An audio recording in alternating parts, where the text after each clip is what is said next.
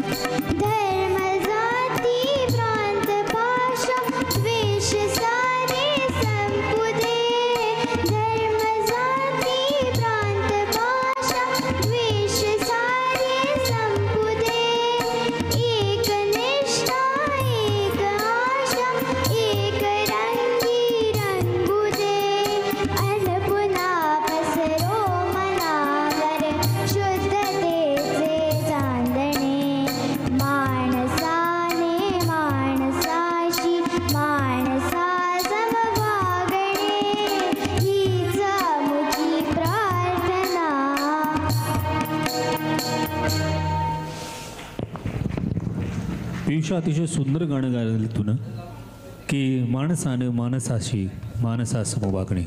हे गाणं ऐकल्यानंतर या फोटोमध्ये असणाऱ्या निर्भेळ हास्याकडे, एका ताकदीकडे आमचं लक्ष जातं, जे आमचं स्फूर्तिस्थान आहे. ज्यांनी पुणे आयडॉल हे 21 वर्षापूर्वी पाहिलेलं स्वप्न आज 22व्या वर्षात आहे.